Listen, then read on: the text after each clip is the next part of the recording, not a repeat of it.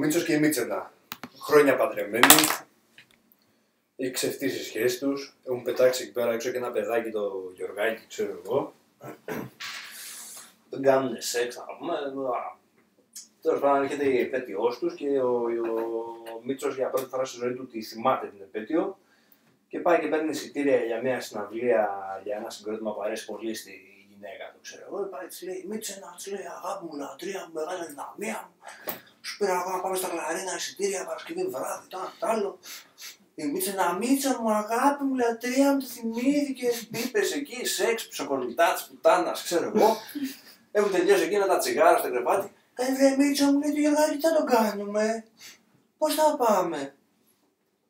Μια αγώνιση, της λέει, Μίτσελα, έχω βρει ένα παλιό pick-up στην αποθήκη και έχουμε ένα δίσκο με παραμύθια.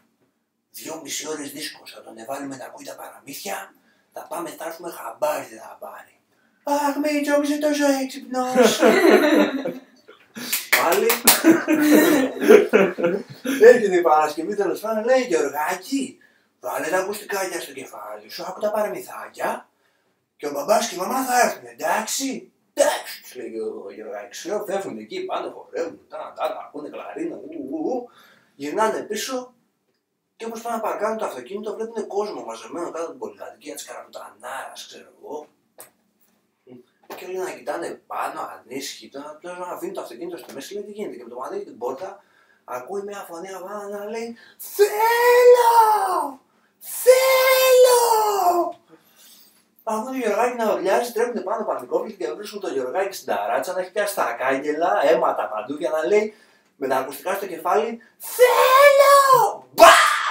Θέλω! Μπα! Τρέλα, ξέρω εγώ, μαζεύει με πετσιά το Γιωργάκι, πάει να τους κουπίσει τα αίματα, σκάτα λέει ο Μίτσο, πως του πιάνει τα ακουστικά, τα βάζει στο κεφάλι και ακούει παιδάκι, θέλεις να ακούεις ένα παραμύθι, παιδάκι, θέλεις να ακούεις ένα παραμύθι, παιδάκι, θέλεις να ακούεις ένα